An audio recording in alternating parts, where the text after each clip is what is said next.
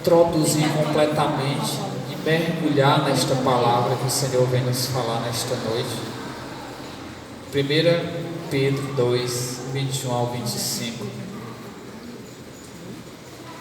Ele vem nos falar de um Deus que tanto nos ama, que enviou para nós o seu Filho, e que era um homem santo também, não tinha pecado, não tinha culpa nenhuma, mas que foi morto, mas que foi levado à cruz. E nenhum momento do seu sofrimento, da sua dor, da sua angústia, porque Jesus Cristo, ele viveu o seu lado humano. Como nós choramos, Jesus Cristo chorou. Como nós muitas vezes ficamos com raiva, Jesus Cristo em alguns momentos também ficou. Jesus Cristo suou. Jesus Cristo viveu todo o lado humano também, como nós. Mas ele não tinha pecado, ele não tinha culpa alguma para que vivesse esse sofrimento e fosse levado à morte. Mas tudo isso porque nos fala a palavra. Porque para ele, se entregando na cruz, para a remissão dos nossos pecados e para que assim vivamos a justiça em nossas vidas, amados irmãos. E às vezes nós temos algumas experiências em nossa caminhada de missão, em que nós somos colocados à prova. Na minha vida eu tive uma experiência de lama, de viver a lama, de viver a miséria, de viver tudo aquilo que Deus não queria de mim, nem quer de nenhum de nós. Teve momentos de minha vida que eu fui pisoteado por Satanás, fui apunhalado por ele, apunhalado. Até em adorações ao Santíssimo Sacramento, até em adoração diante de Jesus. Por isso eu digo, não se enganem, vigie, vigie. Eu fui pisoteado, eu fui levado à lama, eu vivi uma vida de deserto, na minha caminhada de missão. Como Jesus também foi conduzido pelo deserto e foi tentado. E ele me levou também lá no penáculo, no ponto mais alto, e tentava muitas vezes me levar, me perder, mas algo extraordinário acontecia. Deus estava comigo. Em todos esses momentos, em todas essas investidas de Satanás, Deus estava comigo. Embora eu sentisse a presença do mal, eu sentia a forte presença de Deus que caminhava comigo, que não me deixava. E foi isso que me fez perseverar, e foi isso que me fez hoje ter uma família, porque o objetivo dele era destruir a minha família, era destruir a nossa família. A investida maior dele é contra a família, meus irmãos. Não se enganem, ele quer destruir a nossa família. Por isso, vigiemos, oremos. Durante tudo isso, toda essa caminhada, toda essa tribulação de dor, de angústia, eu estava ali, sozinho, mas Deus estava comigo. Não partilhava nada disso com ninguém, nem com minha própria esposa. Lutava sozinho, porque a força maior de Deus estava comigo. Era levado no chão, era pisoteado por ele muitas vezes, e o que me segurou, e me segura até hoje, eu nunca desisti da adoração ao Santíssimo, do Santo Rosário, nem da Eucaristia. Essas três coisas que me seguraram, que me fizeram ter forças para caminhar, para não desistir, para não ser completamente derrubado por Ele, destruído, como é o desejo dele para as nossas vidas. Tentar destruir aquilo que é de Deus, aquilo que Deus fez em nós. Ele tenta em pouco tempo destruir e nos coloca lá no fundo do poço, lá na lama, onde para nós parece não existir mais nem dignidade em Deus.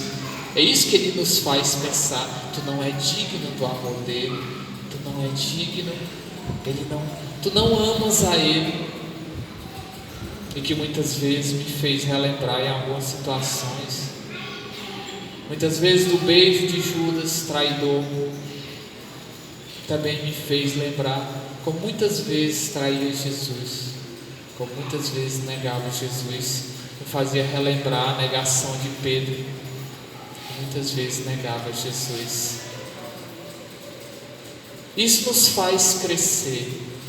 Isso nos faz crescer, embora tenha sido um momento de muito sofrimento, de muita dor, de muita angústia. Quando todos estavam contra mim, quando ninguém acreditou, quando ninguém foi capaz de olhar para mim com o olhar de Cristo, Cristo estava ao meu lado. E bem mais do que olhava para mim, me abraçava, me amava e me acolhia. Sempre me dava a oportunidade de recomeçar. Recomece, vida nova, tudo novo.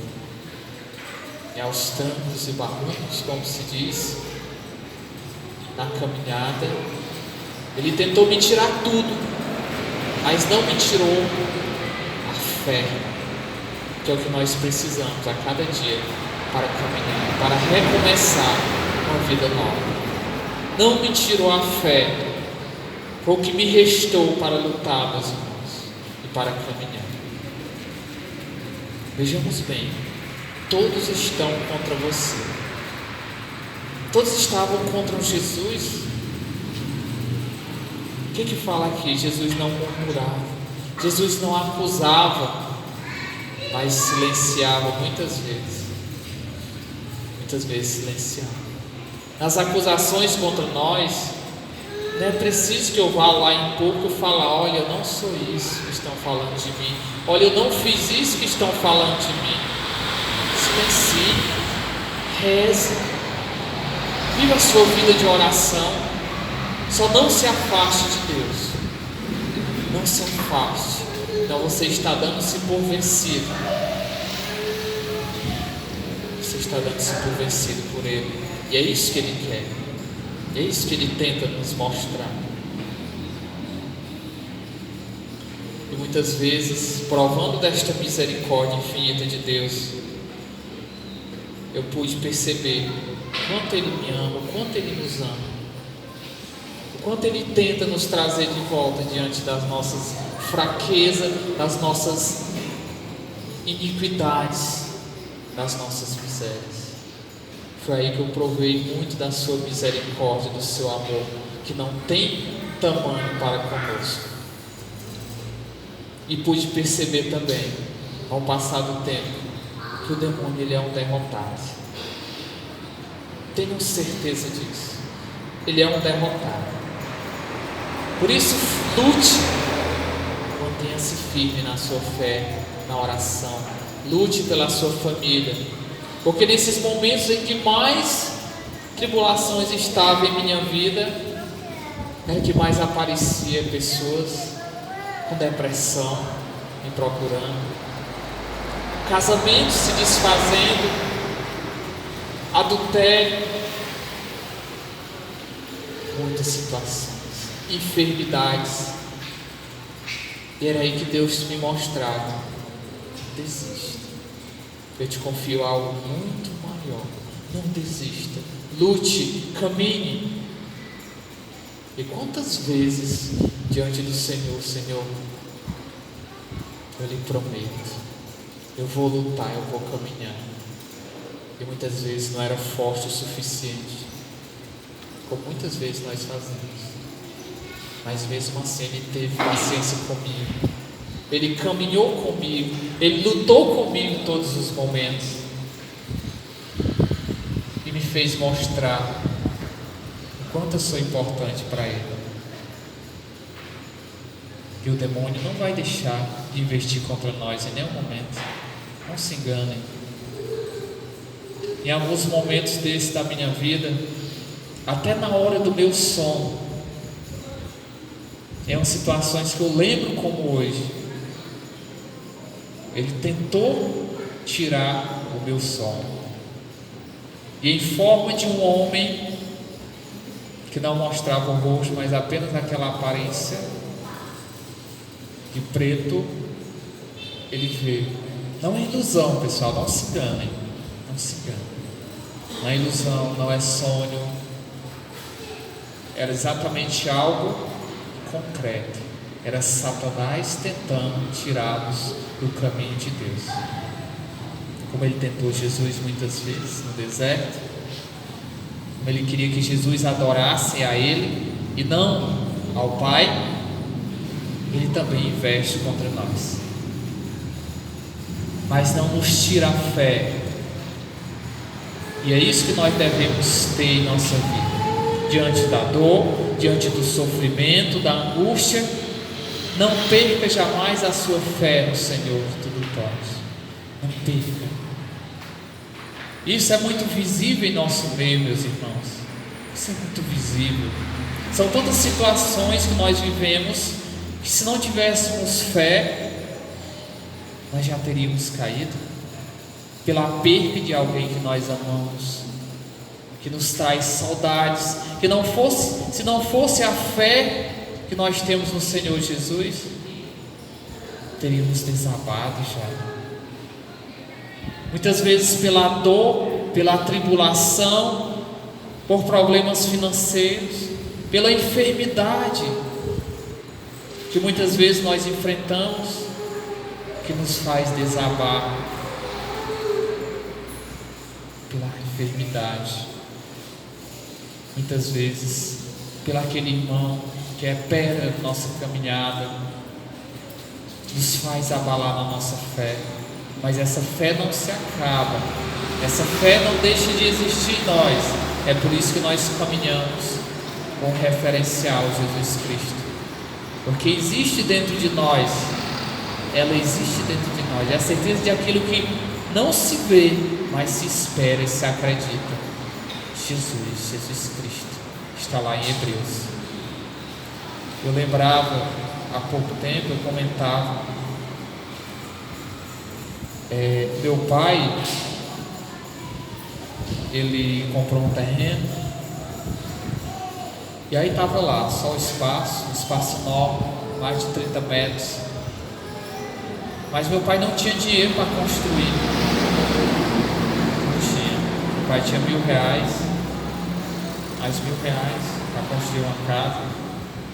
Aí eu falava para ele: papai, vamos começar, vamos iniciar. Não, mas o dinheiro não dá nem para fazer o alicerce. Mas vamos começar, vamos ver até onde é que dá para ir. E aí, quase sem querer, quase assim, só para ouvir o que eu estava falando, a gente começou. Casa de uns 30 metros, daquele lá na calçada, e 8 metros de frente, com R$1.000. Começamos e cavando o alicerce, uma luta tremenda, e aí fizemos a base, e aí Deus foi providenciando.